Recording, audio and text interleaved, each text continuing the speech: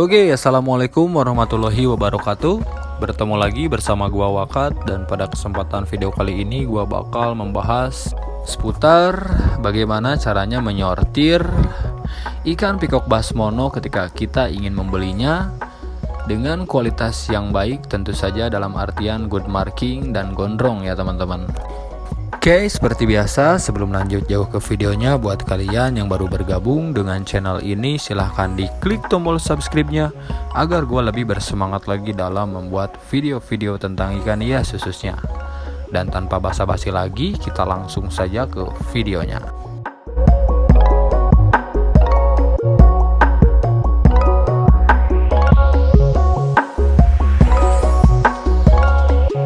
Jenis ikan pikok bass mono adalah salah satu jenis ikan pikok bass yang sering kali ditemui ya teman-teman. Hal tersebut karena ikan pikok bass mono sangatlah mudah dibreeding, dan dikarenakan mudahnya dibreeding, ikan pikok bass mono tentu saja mengalami penurunan harga ya teman-teman. Hal tersebut tentu saja berkaitan dengan membludaknya anakan ikan pikok bass mono di pasaran. Kendati demikian, menurut gua untuk harga pikok bass mono yang masih memiliki kualitas tentu saja itu sangatlah stabil ya teman-teman. Berbeda halnya dengan harga ikan pikok bass mono yang markingnya mungkin seadanya, tentu saja seller akan membandrol harga yang lebih murah. Untuk kualitas ikan pikok bass mono yang bagus dan baik, tentu saja hal tersebut dipengaruhi oleh gen indukan.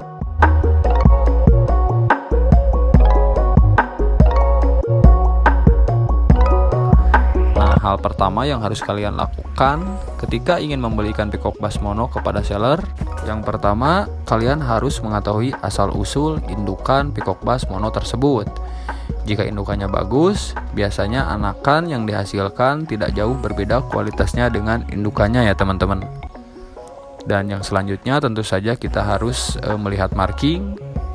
Mungkin untuk size aman ketika kita ingin membeli pikok bass mono dengan marking yang bagus, usahakan kalian harus membeli di ukuran 10-12 sentian ya teman-teman.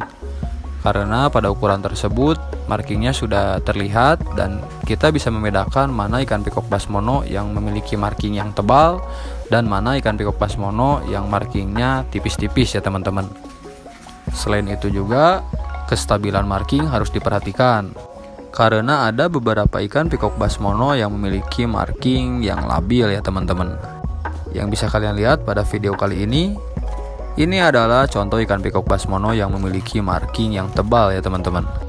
Lalu langkah selanjutnya yang harus kalian lakukan, coba tanyakan kepada seller sebelumnya seputar jenis pakan apa yang sering atau biasa diberikan kepada ikan pikok bass mono yang ia jual. Selain itu juga yang paling penting adalah intensitas pemberian pakan. Hal ini tentu saja berkaitan dengan kondisi tubuh si ikan bebas ya teman-teman.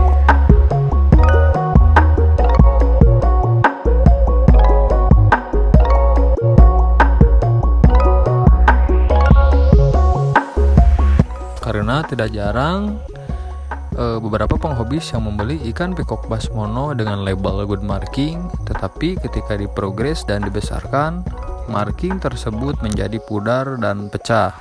Untuk mengantisipasi hal tersebut, tentu saja kalian harus memerhatikan dari segi pakan ya teman-teman.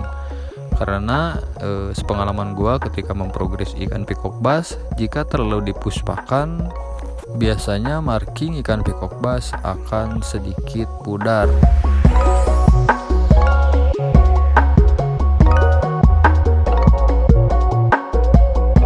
Dan hal lain yang mungkin harus diperhatikan ketika kita ingin membeli ikan pikok bass mono dengan label good marking, ada salah satu garis marking secara vertikal dari ujung kepala hingga pangkal ekor ya teman-teman.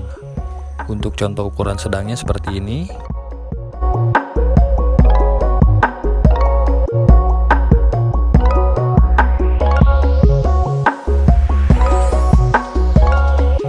Contoh dari ikan pikok bass mono yang good marking. Mungkin untuk seller sering menyebutnya dengan ikan monoblok. Selain itu, jika kalian ingin memelihara ikan pikok bass mono yang indah, menurut gua hal lain yang harus diperhatikan adalah kegondrongan dari pin dan sirip ya teman-teman.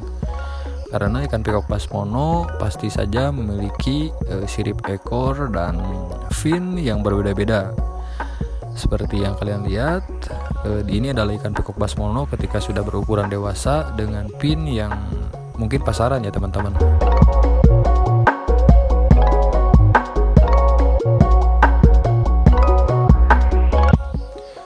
Tetapi di sini gue lebih menyukai ikan pikok basmono yang memiliki ekor dan sirip yang gondrong, yang bisa kalian lihat seperti pada video kali ini.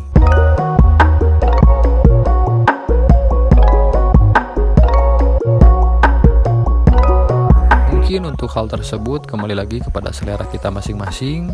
Yang perlu kalian garis bawahi adalah tetap saja marking adalah prioritas utama.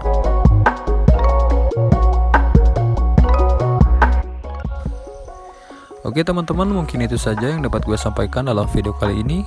Terima kasih buat kalian yang sudah menonton video ini sampai beres, dan sampai jumpa di video gue selanjutnya.